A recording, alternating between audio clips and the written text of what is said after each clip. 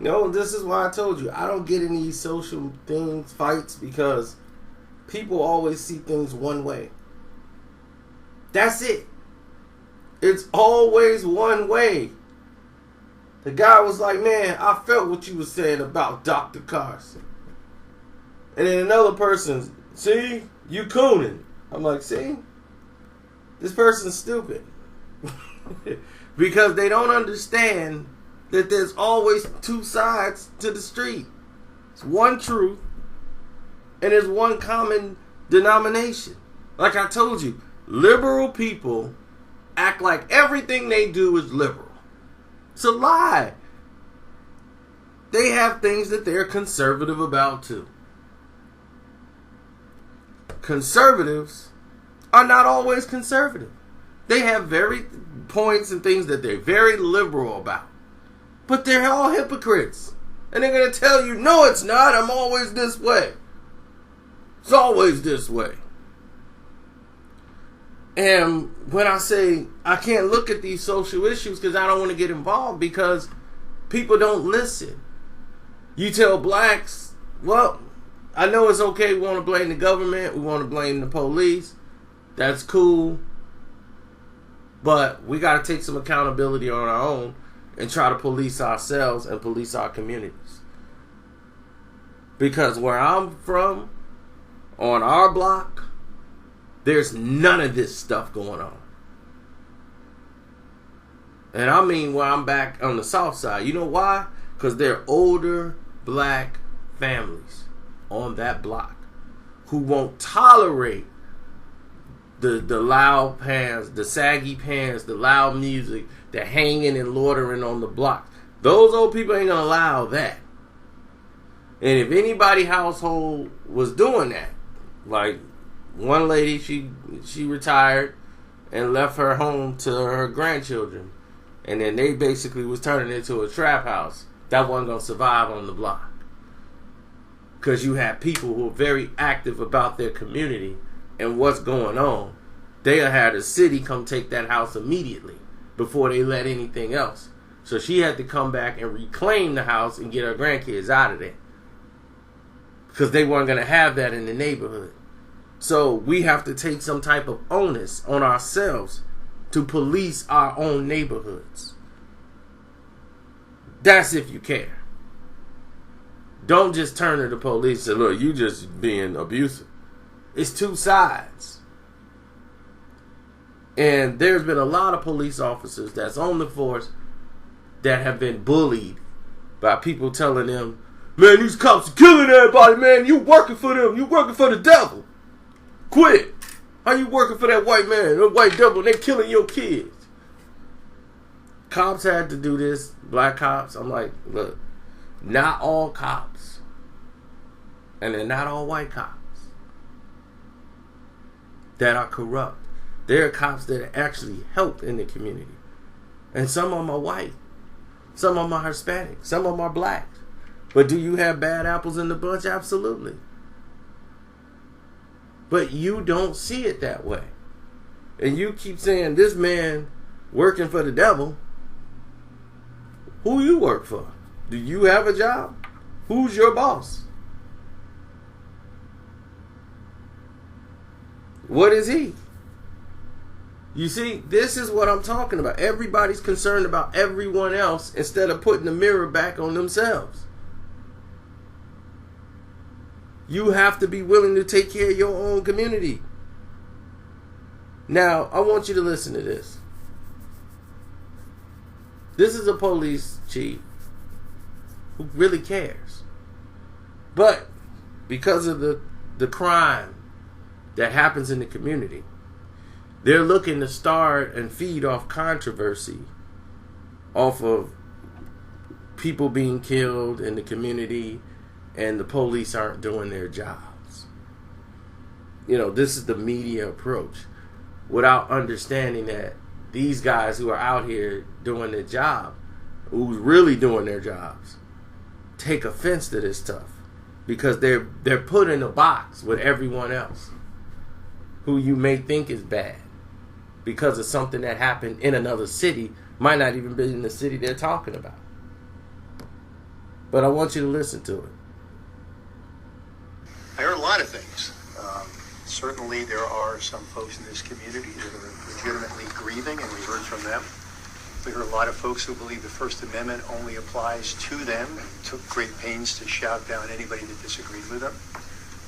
Despite my ongoing disagreements with the police union, I have to say that their members tonight conducted themselves, I thought, with great restraint, given the ad hominem invective that was being unleashed on their work personally and the police department generally. So, you know, this is a controversy. This is a tragedy. I've said it over and over again. It's a tragedy for the family, a tragedy for Officer Manny. It's a tragedy for the community. But I'm not blind to the fact that there's a lot of people lining up to take advantage of this tragedy to flog their own agendas, and that was clear tonight as well. You're accused of saying something to one of the protesters or one of the people in the stands. He accused you of... He was making so much noise, I have no idea what he's talking about, but he feels insulted. Too bad. What's your response to some of the people that thought you were being disrespectful by being on your phone and not being attentive to them? Well, I was on my phone, and yes, that's true. I was following developments with a 5-year-old little girl sitting on her dad's lap who just got shot in the head by a drive-by shooting.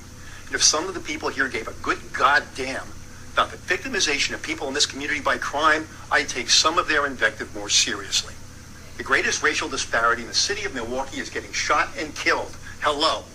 80% of my homicide victims every year are African American. 80% of our aggravated assault victims are African American.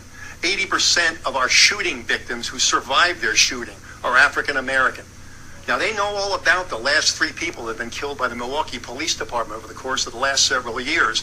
There's not one of them can name one of the last 3 homicide victims we've had in this city. Now, there's room for everybody to participate in fixing this police department, and I'm not pretending we're without sin. But this community's at risk, all right. And it's not because men and women in blue risk their lives protecting it. It's at risk because we have large numbers of high-capacity, quality firearms in the hands of remorseless criminals who don't care who they shoot. Now, I'm leaving here to go to that scene. And I take it personally, okay? We're going up there, and there's a bunch of cops processing a scene of a dead kid. And they're the ones who are going to be out there patrolling and stopping suspects that may have guns under the front seat. They're the ones that are going to take the risks of their lives to try to clean this thing up. All right? We're responsible for the things we get wrong, and we take action. We've arrested cops, we've fired cops, and so on. But the fact is that the people out here, some of them, who had the most to say, are absolutely MIA when it comes to the true threats facing this community, and it gets a little tiresome. And when you start getting yelled at for reading the updates of the kid that got shot, yeah, you take it personal, okay? Now, no offense, but I'm going up there now. Now, see? Now, you think that man he's not passionate about what he's doing?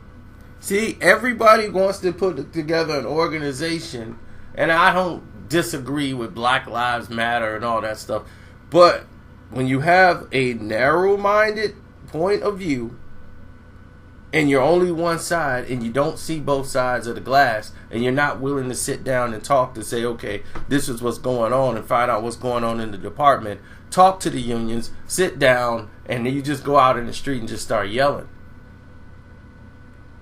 That's not, when has that ever got anything accomplished?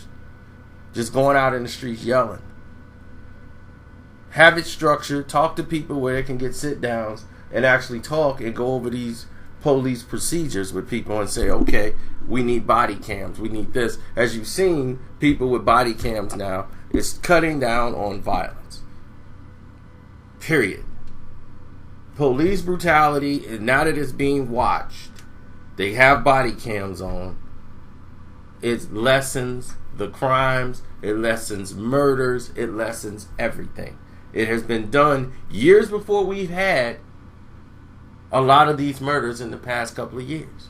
It works. That's why I suggested it. They had a lot of police reports of police battery before in another state. They tried body cams. It reduced the fraction down to 0. If your body cam isn't working, you got to go back to the station. If you cover your body cam, you're going to be suspended. You're going to be under review, and you're going to be suspended. These are very simple solutions. These are very simple problems to help police the police to follow the oath they took to serve and protect the innocent. That's all it is. This is why I don't get involved in social issues, because I can't look at somebody who hadn't done anything and has done something for the community and just judge him just because he's a cop. That's wrong. Cop kills somebody in North Carolina, I'm going to look at this guy and want to spit on him. That's the same type of ignorance that they would use against you and you would be upset about. If somebody in the South Side did a robbery, armed robbery, and then they looking at you in disdain and they're fearful of you because you might be of the same nationality as that person.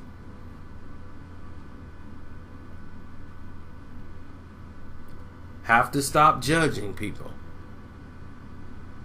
And if you want to really fix the problems, look at your neighborhood. Look at the person on the side of you. Look at the person on the right of you. Start there. Stop worrying about what's going on in Ohio. Stop worrying about what's going on in D.C. Stop worrying about Trump when you got somebody getting shot around the corner.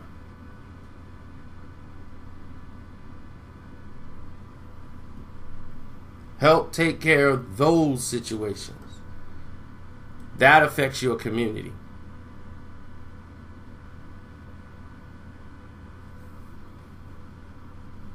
I'm out, man.